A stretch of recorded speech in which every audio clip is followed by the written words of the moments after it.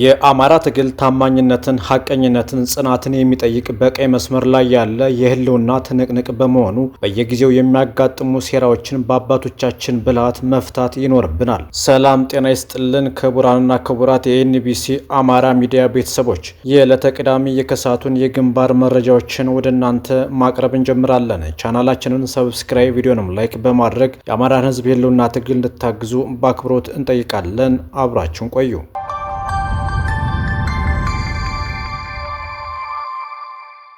የአማራ ፋኖ ብሔራዊ ኃይል ጎንደር ቀጠና የአማራ ፋኖች መገኛ ታላቅ ውስቴ ላይ የፋኖ ወላጆች በአብይ አህመድ ዙፋን ጠባቂዎች እየተረሸኑ መሆኑ የተገለጸ ሲሆን አገዛዙ መሬት ላይ ነፍጥ ባነሳው የነጻነት ተፋላሚው አማራ ፋኖ ብርቱ ክንድ እየተመታም ይገኛል። የአማራ ፋኖን ክንድ መቋቋም ያቃተው የአገዛዙ እድሜ አርዛሚ ወታደር በቀሉን ባልታጠቁ አማሮች ላይ እየተገበረ ነው። ሜጀር ጀነራል ባንት አባተኮር በሚፈጽማቸው አኩሪ ተጋድሎዎች የአገዛዙ ወታደር መከላከያም ሆነ የአማራ አድማ እንዲሁም ሚኒሻ እየከዳም ይገኛል። የአማራ ፋኖ ውጊያ የከበዳቸው እርካበኞች መክዳትን ምርጫቸው አድርገዋል። አንደኛ ኮር ከተመሰረተ ጊዜ ጀምሮ የአንድነት ኃይል የተባበረ ክንድ ውጤቱ አማራዊ ጽንሰ ሀሳቡ የአማራ ህዝብ ደስታ በቀጠናው ላይ ይፈጸሙ የነበሩ እገታዎችና ዝርፊያዎች መቀነሳቸው፣ የአገዛዙ ጥምር ጦር መክዳቱ፣ የፋኖዊ እርስ በርስ ጓዳዊ መስተጋብሩ ሰናይ መሆኑ በሰራዊቱም ሆነ በህዝባችን እየተሰራበት መሆኑና በጥቅሉ ለነጻነት ያለው መረዳት ላቅ ያለ መሆኑ የአገዛዙን ወታደሮች አብረክርኳል። የሜጀር ጀነራል ባንት አባተኮር በውስጡ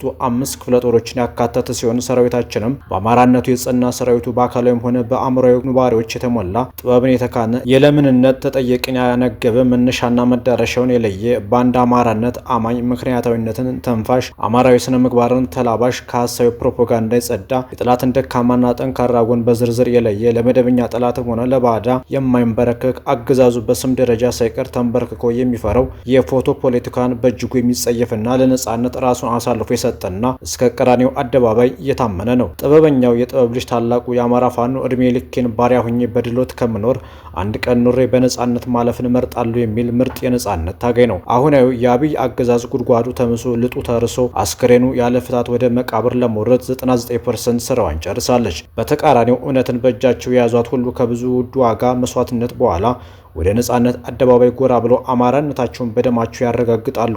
አማራ ሆይ ብረሳ ቀኝ ትርሳኝ ብለው ደረታቸውን ለአብይና ለተላላኪው ብአዴን የሰጡ መላው የአማራ ልጆች የድካማቸውን እያገኙ ነው።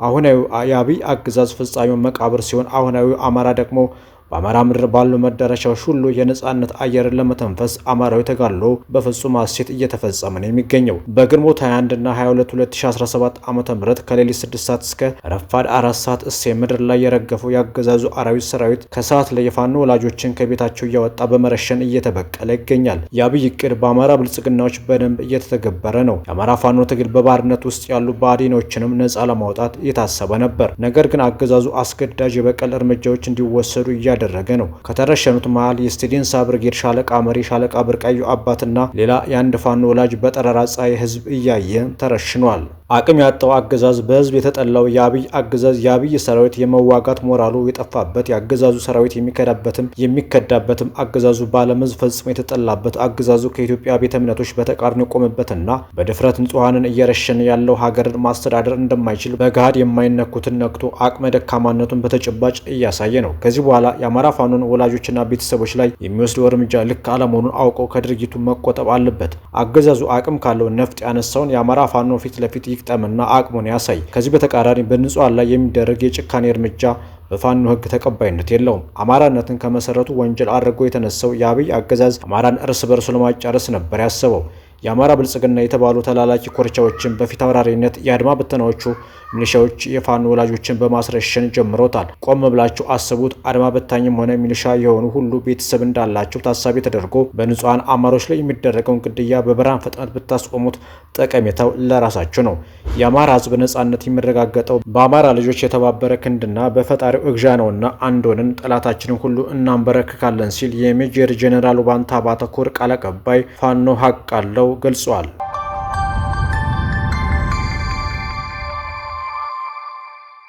የአማራ ፋኖ ብሔራዊ ኃይል ሸዋ ቀጠና ከሰም ክፍለ ጦር ተስፋ ብርጌድ ከጠላት ጋር ተፋልሞ በ3 ግንባር ድል ተቀዳጀ። አምባገነኑና ወራሪው መንግስት ከሰሞኑ ከመዲናው አዲስ አበባ ከተማ አፍንጫ ስር የሚገኘውን ከሰም ክፍለ ጦርን አጠፋለሁ በሚል ድንፋታ ከየመንገዱ የሰበሰበውን መከላከያ ነኝ ባዩን ኃይል በገፍ ቢያስገባም የጦር ጠበብት የሆኑት የተስፋ ብርጌድ ጀግኖች በ05 ቀበሌ ሻለቃ አንድ ጽናትና አንድነት ተቀናጅተው ባደረጉት ውጊያ የአገዛዙን ወታደር አከርካሪውን ሰብረው ወደ መጣበት መልሰውታል። በተመሳሳይ ሰዓትና ጊዜ ወረራ በፈጸ የፋኖን ኃይል አዳክማለሁ ብሎ በ07 ቀበሌ ሰድአስ ላይ ውጊያ ቢከፍትም ሻለቃ 3 ባደረገው ውጊያ በርካታ ስልጣን አስጠባቂ ወታደር እስከ ወዲያኛው ሲሸኙ ብዙ ቁጥር ያለው ሰራዊት ቆስሎ በአምቡላንስ ሲጋዙ ውሏል። ጦርነት ባህሉ የሆነውን የአማራን ሕዝብ ማጥፋት ቀርቶ ከገቡበት የጦር አውድማ በሰላም መውጣት ያቃተው የአሸባሪ መንግስት ወታደር በሞርተር ሙሉ ወረዳዋን መደብደቡን አላቆመም። በዚህም በርካታ የንጹሃን ንብረቶችና በአንድ ሴት ልጅ ላይ የአካል ጉዳት አድርሷል ብሏል። የአማራ ፋኖ ብሔራዊ ኃይል ሸዋ ቀጠና ከሰም ክፍለ ጦር ተስፋ ብርጌድ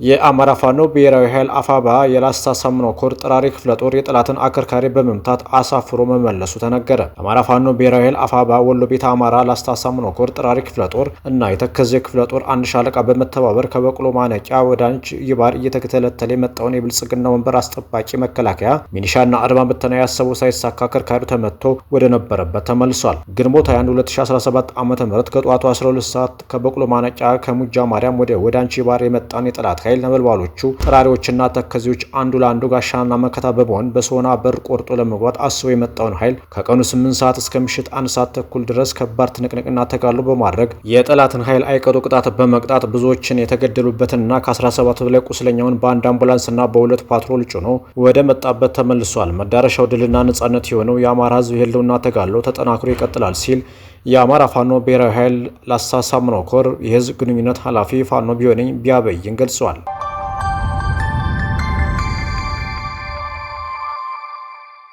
በአፋባ ጎጃም ቀጠና 5ኛ ክፍለ ጦር በትናንትናው ዕለት ግንቦት 22 2017 ዓ.ም በማንኩሳ ከተማ ዋዛ ተብሎ በሚታወቀው ቦታ ላይ ምሽግ እሰራለሁ ብሎ ሲወራጭ የነበረ ሚኒሻ ባረንዛው ዳሞት ብርጌድ ቢተው ሻለቃ የምድር ድሮኖች በወሰዱት ጥቃት 3ቱን ሞት ቁጥሩ ያልታወቀውን ቁስለኛ አድርገው አሯሩጠው አስገብቷቸዋል ሲል የአረንዛው ዳሞት ብርጌድ ቃል አቀባይ ገልጿል። በዚያው በ5ኛ ክፍለ ጦር አደረጃጀቶችን ማዘመንና ማጠናከር የቀጠለ ሲሆን የአረንዛው ዳሞት ብርጌድ የጅጋ ሻለቃ ለ5 ቀናት በፈጀ ግምገማና ምክክር ከነበሩ አመራሮች የተሻለ አፈጻጸም የነበራቸውን በማስቀጠልና አዲስ የተሻለ ይሰራሉ ተብለው የታመኑባቸውን አርበኞች ወደፊት ማምጣት ተችሏል። እንደሚታወቀው የጅጋ ሻለቃ በአማራ የትግል መስመር ላይ በፊት ተሰልፎ የትግሉን ችቦ የጀመሩ ወራሪው ሰራዊት ክልሉን በባዲን ቁራጭ ወረቀት ትጥቅ አስወርዳለሁ ለብልጽግና አስገዛቸዋለሁ ብሎ ታንኩን ባንኩን ይዞ ኔትወርክ አጥፍቶ በመጣበት ወቅት የጅጋ አናብስቶች ከመጀመሪያው ከደብረ ኤልያስ ከስላሴ ገዳም ጀምሮ ሲዋደቁ የቆዩ እንደሆነ ቢታወቅም የእነሱ ልዩ ጀብድ በየጨረቃ በወንጌ በለዛ በከተማቸው ጅጋ ያደረጉት ተጋድሎ የማይረሳ ነው። በተለይም የቀጠናው መስራች አርበኛ ኢንጂነር ገበየ የተሰዋበት በቡሬ ከሱ ጋር የተሰዉ አርበኞች የማይረሱበት የቡሬው የወንድየው ውጊያ አይረሳም። በዚህ ምቺ በታላቅ ጀብድ የታጀበች ሻለቃ እስካሁኑ ሰዓት ታላቅ ተጋድሎ የሚያደርጉ አርበኞች የሚወጡባት እንደሆነች ታምኖበት በሚመጥን መልኩ ለመስራት በቀጠናው ያሉ ችግሮች ተለይተው በተካሄደው ስብሰባና ግምገማ ተካሂዶ የተሻሉ አፈጻጸምና አዲስ አመራሮች መምጣት ችለዋል። በዚህም ውይይትና ምክክር የክፍለ ጦር አመራሮች 100 አለቃ ዱኛ ጥላውን፣ 50 አለቃ መኮንን ይፍሩ፣ ጊዜው ገረመው እንዲሁም የብርጌዱ አመራሮች አርበኛ ክብሮም አማረ፣ ድልነሳ መኮንን፣ አርበኛ ሽታይ የተዋለ በተገኙበት የቀጣይ አቅጣጫ በመስጠት ጥፋት የተገኘባቸውን ትምህርት ለሚያስፈልጋቸው ትምህርት እንዲሰጡ በማድረግ ተጠናቋል ሲል የአረንዛው ዳሞት ብርጌድ ህዝብ ግንኙነት ፍስሐ አድረው ገልጿል። በተመሳሳይ ነበልባሉ ገረማው ወንዳውክ ብርጌድ ለ5 ቀናት ጥልቅ ግምገማና ውይይት በማካሄድ በስሩ የሚገኙ ሻለቃዎችን ማደራጀቱን ገልጿል። ግንቦት 22 2017 ዓ.ም የነበልባሉ ገረማው ወንዳውክ ብርጌድ ህዝብ ግንኙነት መረጃውን እንዳጋራን የአፋባ ጎጃም ቀጠና 5ኛ ክፍለ ጦር ነበልባሉ ገረማው ወንዳውክ ብርጌድ ለ5 ቀናት ጥልቅ ግምገማና ውይይት በማካሄድ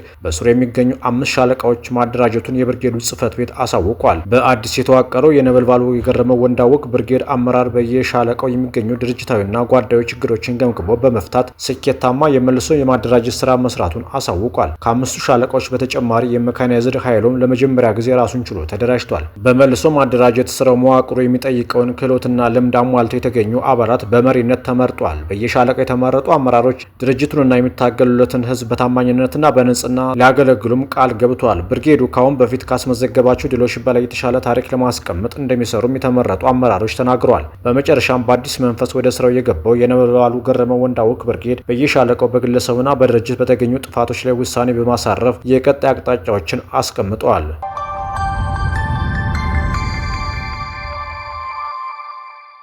ወደ ውጭ ዜና ስናመራ የእስራኤል ጦር በሰሜን ጋዛ የመጨረሻው ሆስፒታል አገልግሎት እንዲቋረጥ አደረገ። የእስራኤል ጦር በሰሜን ጋዛ አገልግሎት እየሰጠ የነበረው የመጨረሻው ሆስፒታል ህሙማንና የጤና ባለሙያዎች ለቀው እንዲወጡ ትዕዛዝ መስጠቱን ተከትሎ አገልግሎቱ መቋረጡን የተቋሙ ዳይሬክተር ገለጹ። ጦሩ ጃባሊያ የሚገኘውን አልውዳ ሆስፒታል ለ2 ሳምንታት ከበባ ውስጥ ካስገባው በኋላ ህሙማኑ እንዲወጡ መደረጉን ዶክተር መሐመድ ሳላ ለቢቢሲ ተናግረዋል። በአሁኑ ወቅት በሰሜን ጋዛ ሰርጥ አገልግሎት የሚሰጥ የጤና ተቋም እንደሌለም አክለዋል። የእስራኤል መከላከያ ሰራዊት እስካሁን ድረስ በጉዳዩ አስተያየት አልሰጠም። የእስራኤል ጦር ሐሙስ ምሽት ግንቦት 21 2017 ዓ.ም አልውዳ ሆስፒታልን ጨምሮ ነዋሪዎች ከአካባቢው ለቀው እንዲወጡ ትዕዛዝ አስተላልፏል። በአካባቢው የአሸባሪዎች እንቅስቃሴ አለ ያለው ጦሩ ጥቃቱንም እንደሚያሰፋ አስጠንቅቋል። ሆስፒታሉን ለቀን በመሄዳችን በጣም አዝነናል፣ ነገር ግን የእስራኤል ወራሪ ኃይሎች እኛ ለቀን ካልወጣን ውስጥ ገብተው ያለውን ሁሉ እንደሚገሉ አስፈራሩን ሲሉ ዶክተር ሳላ ለቢቢሲ በላኩት የድምጽ መልእክት አስረድተዋል። ሆስፒታሉን በቦምብ ይደበድቡት ነበር፣ የህሙማንና የሰራተኞቻችን ህይወት አስበን ወጣም ብለዋል። ሆስፒታሉ ሐሙስ እኩለ ቀን ላይ ከታንኮች በርካታ የቦምብና ተኩስ ጥቃት እንደተፈጸመበት ዶክተሩ ገልጸዋል። ከዚያም በዚያኑ ቀን 7 ሰዓት ገደማ ሆስፒታሉን ለቀው እንዲወጡ የእስራኤል ጦር ትዕዛዝ ቢሰጣቸውም መጀመሪያ ላይ የጤና እንክብካቤ የሚያስፈልጋቸው ህሙማን ስላሉ አልቀበልም ማለታቸውን ገልጸዋል። ከ10 ሰራተኞቻቸው ጋር በሆስፒታሉ ለመቆየት ለጦሩ ሀሳብ ቢያቀርቡም የእስራኤል ጦር ፈቃደኛ አልነበረም። ከ7 ሰዓታት በኋላ ምሽቱ 2 ሰዓት ተኩል ገደማ ህሙማኑና ሰራተኞቹ ሆስፒታሉን ለቀው ወጥተዋል። የጤና ባለሙያዎች ህሙማኑን ተሸክመው ከሆስፒታሉ ርቀው ወደ ቆሙ አምቡላንሶች ወስደዋቸዋል። ለዚህም ምክንያቱ በሆስፒታሉ ዙሪያ ያሉ መንገዶች ሙሉ በሙሉ በመውደማቸው ነው። ህሙማኑ በጋዛ ከተማ ወደሚገኘው አልሸፋ ሆስፒታል ተወስደዋል። የዓለም ጤና ድርጅት ዋና ዳይሬክተር ቴዎድሮስ አድሃኖም ገብረ ኢየሱስ የአልውዳ መዘጋት በሰሜን ጋዛ ውስጥ አገልግሎት የሚሰጥ ሆስፒታል እንዳይኖር አድርጎታል ብለዋል። በተጨማሪም ሲቪሎችና የጤና ባለሙያዎች ጥበቃ እንዲደረግላቸው ጥሪ አቅርበው ሆስፒታሎች በፍጹም ጥቃት ሊሰነዘርባቸው ወይም ወታደራዊ ኢላማዎች ሊሆኑ አይገባም ሲሉ አጽንኦት ሰጥተዋል። የመጨረሻው የጤና ተቋም አገልግሎት መስጠት አቁሟል የተባለው የጋዛ ተኩስ አቁም ስምምነት ላይ እንዲደረስ ጥረቶች በቀጠለበት ወቅት ነው። አሜሪካ ያቀረበችው የተኩስ አቁም ስምምነት እቅድ ሐማስ እየገመገመው እንደሆነ የገለጸው ዋይት ሀውስ እስራኤል ተቀብሏለችም ብሏል። የአሜሪካ ፕሬዝዳንት ዶናልድ ትራምፕ ስምምነት ላይ ለመድረስ ተቃርበዋል ሲሉ አርብ ዕለት ተናግረዋል። ሐማስ በበኩሉ እስራኤል የጋዛን ጦርነት ለማስቆም ያላትን ቁርጠኝነት የሚያሳይ እንዲሁም ሌሎች መሰረታዊ ጥያቄዎችን የማይመልስ ነው ብሎታል። ባለፉት 24 ሰዓታት እስራኤል በፈጸመችው ጥቃት ቢያንስ 72 ሰዎች መገደላቸውን በሐማስ የሚመራው ጤና ሚኒስቴር አሳውቋል። ሐማስ ባለፈው ዓመት መስከረም መጨረሻ ላይ በደቡባዊ እስራኤል ውስጥ በፈጸመው ጥቃት 1200 ሰዎች የተገደሉ ሲሆን 250 ሰዎች ታግተው መወሰዳቸው ይታወሳል። እስራኤል በጋዛ ውስጥ እየፈጸመችው ባለው ጥቃት ከ53000 በላይ ፍልስጤማውያን መገደላቸውን ከጋዛ የጤና ሚኒስቴር የተገኘው መረጃ ያሳያል።